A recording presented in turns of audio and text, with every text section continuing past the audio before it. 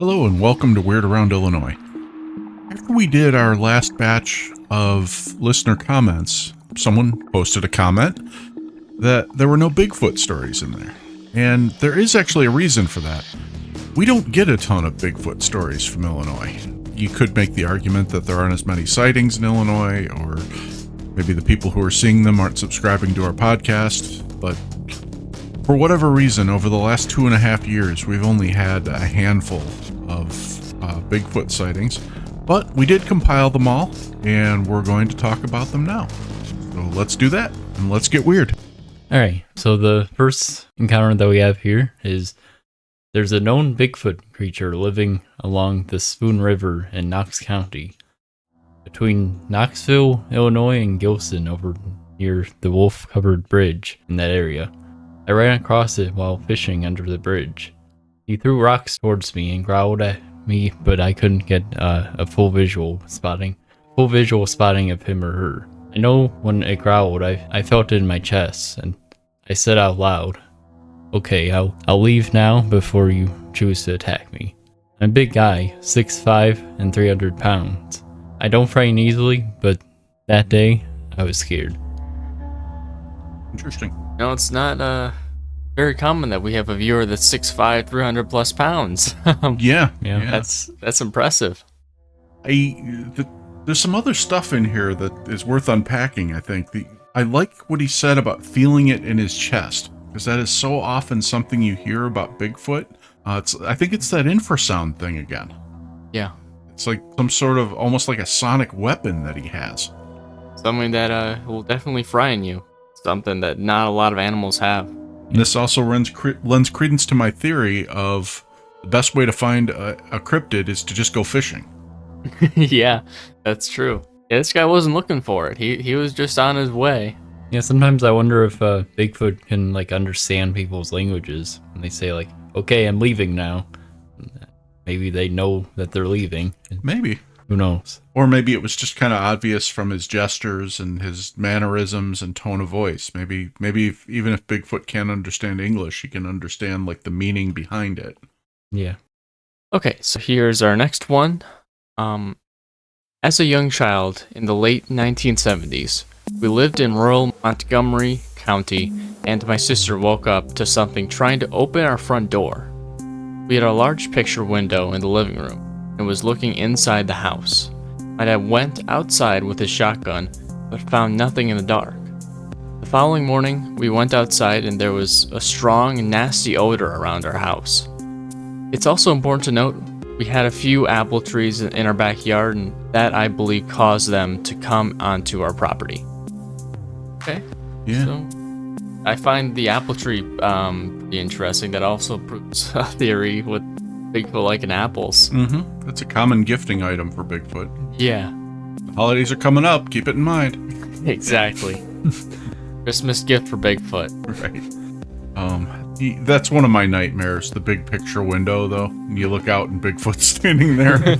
That's why you get shutters. Yeah, exactly. Creepy.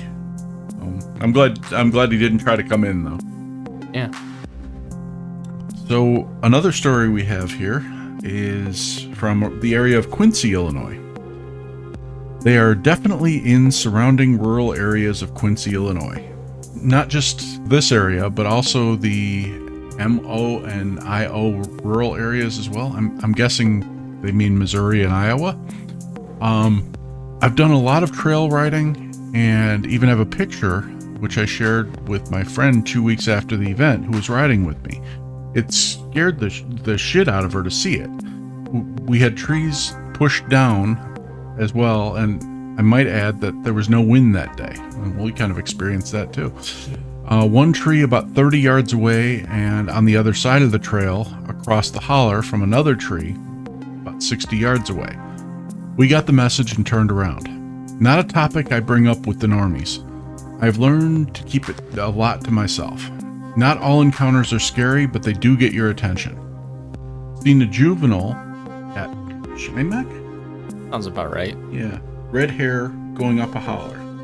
But that was in Iowa. So we can definitely sympathize with this one. I mean, we've seen them knock over a tree or two. Yeah. I really wish I'd seen this picture, because I'm not clear from this story what was in that picture. Yeah. Yeah. Was it just a picture of the falling tree, kind of like we had, or was it a picture of the actual Bigfoot knocking down the tree, which would be much, much scarier? Yeah, boy, that would be a sight to see. Actually getting to see a Bigfoot push a big tree over. Yeah. That's one thing I'd love people to send us more in general. Their pictures, like whether through email or what. Yeah. Around Illinois at yahoo.com. Yeah. It would definitely be fun to sit and go through a bunch of pictures and kind of analyze, what we're seeing in the background and the foreground and what it could mean and everything else. We love doing that for other pictures from other sites, but to do it from some of our own listeners would be really thrilling. Yeah. Yeah. But I'm kind of not surprised about the whole Iowa thing either, because there were a lot of reports from that area of Iowa that we were in a year or two ago, so definitely not surprising. Well, our next one is actually like more of 2 comments. One was very brief, and then one went into much higher detail. The shorter one was 10 months ago. I live in Jerseyville, Illinois. I've seen 6 of them in Dell, Illinois. It's rural area. And then the one that, like much later, 3 months ago, was posted. I'm from Grafton. I seen while hunting in the daytime. At about 50 yards, guessing it was a young one. It didn't seem to be very big, but all I could see was its head sticking above a log, staring at me. 2 other times hunting, I had one get extremely angry with me, and run back, forth grunting the most terrifying guttural noises. The ground would shake with every step, and it sounded like it was stomping or punching the ground at times. One time was within 30 yards, the other was probably 60 yards, and I could never see it. I got more interactions that I haven't come to terms with yet. Interesting. Yeah. I'm trying to remember where Grafton was. I'm gonna have to look that up.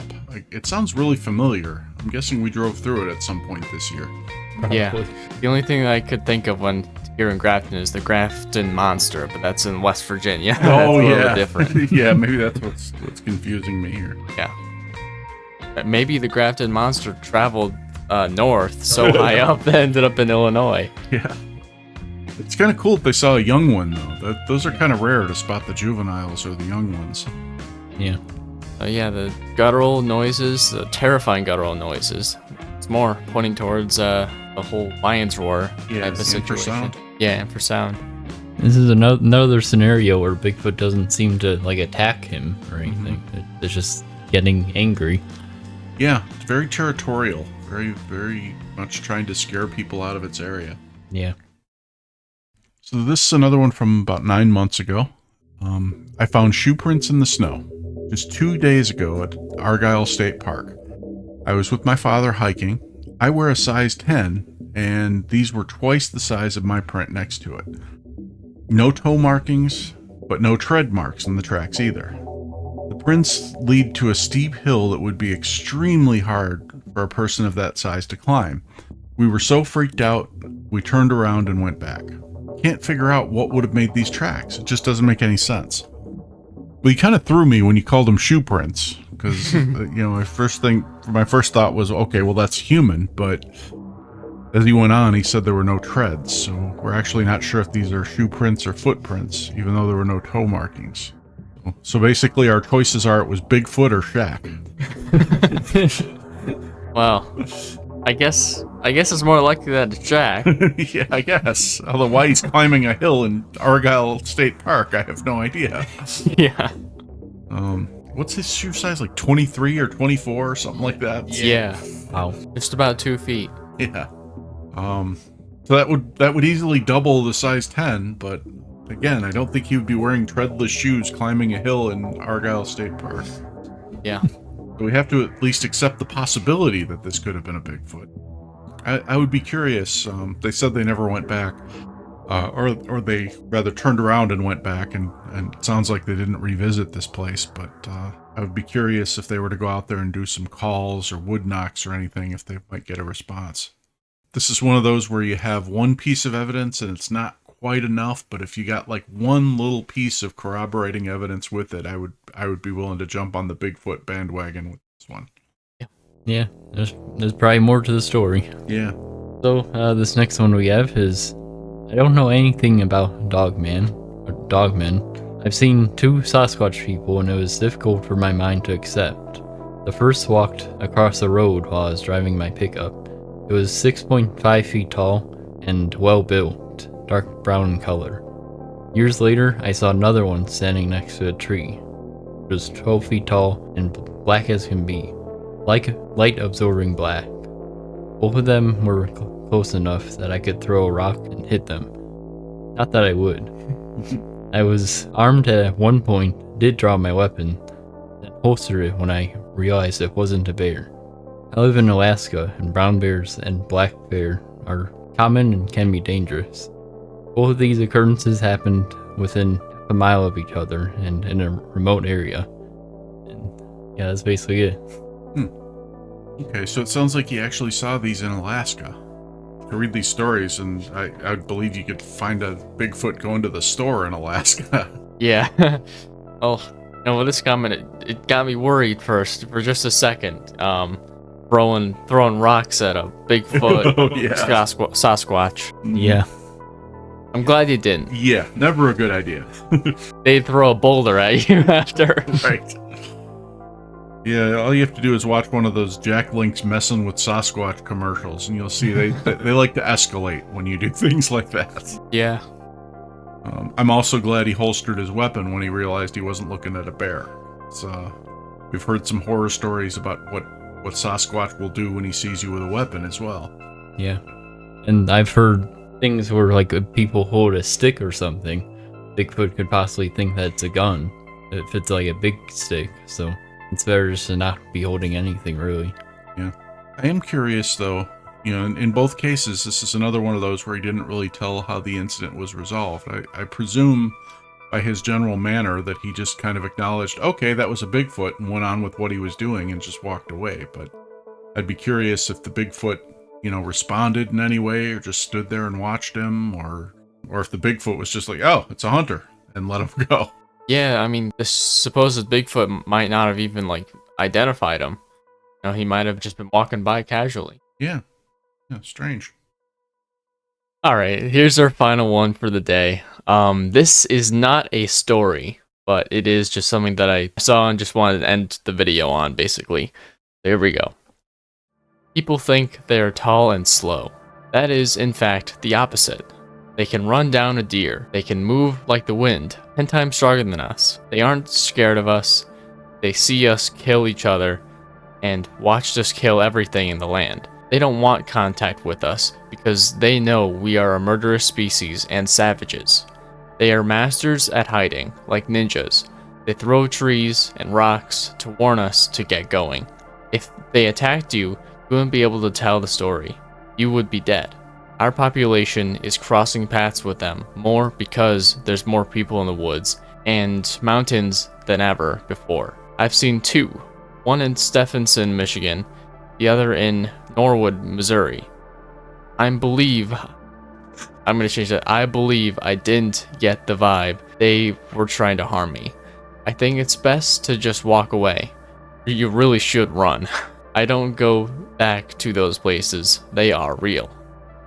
Actually, I'm surprised by that bottom part. I didn't quite catch that there was a brief mention of a sighting. Well, I mean, these are good words of caution, certainly. Yeah. And I can't disprove his theory, that they are well aware of us, and, they choose not to interact with us because they think that we're savages. I mean, they certainly have every right to believe that. Yeah. We're not showing them much different when we go out into the woods with guns and, start shooting everything that moves. So, from their point of view, I could certainly see that. I'm not sure if I'm quite ready to jump on that idea that Bigfoot has this kind of superiority complex, and that's why he's not interacting with us, but maybe caution? I mean, maybe he's seen us shoot deer, and he's seen us shoot bear, and like, well, if humans will shoot those, they'll shoot me too, so I better just stay hidden behind this tree. well possible.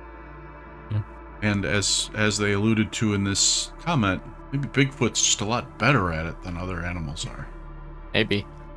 Hey, 10 times stronger than us, that's pretty impressive. And also, like, something about being like very quick. Oh, it said people think that they're tall and slow. That's the opposite. Yeah, it's crazy to think that something that big can move so quickly in woods. Meanwhile, we really can't. Yeah. Mm-hmm. Yeah. As they said, that a Bigfoot can run down a deer. Yeah. Human That's can't impressive. do that. No. And, we've seen on the various Bigfoot shows how it seems like Bigfoot can cross a road like in 2 steps. So he can use his size actually to increase his speed. Ooh. Yeah, I think those are definitely wise words. I mean, certainly you should respect Bigfoot and understand what he's capable of. And, both the strength and the speed and the intelligence and the ability to hide, and understand that just because you don't see them doesn't mean they don't see you. And you should always, be wary and be ready to get out of the area if you have intruded on Bigfoot's territory. Otherwise, you'll get boulders thrown at you. Right. Yeah, cautionary tale. Or trees knocked over. and that's the good part. That's if he's warning you. If he's not warning you, as they've said in the past, if Bigfoot wants you dead, you'll be dead. There'll be no telling the tale. Yep. Stuffed in a tree or something. Right. Oof. Well, that's our stories for now, and as scary as they are, they did not scare me off. I'm still looking for Bigfoot.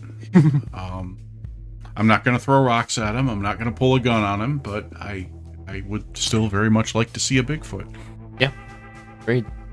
Yeah, as long as it's not angry at me. Right. If it's angry at you, we will be running the other direction. Yes. And you guys are both faster than me, I think, so chances are I'm going to be the loser in this. Well, maybe Bigfoot is smart enough to set a trap, like, where the path is, so Yeah. he'll be safe. We'll get the trap. Well, good. I'll try to keep that in mind. And on that happy note, we want to thank you all for listening, and thank you all for these great comments. We really appreciate hearing from you, and we will be talking to you again soon.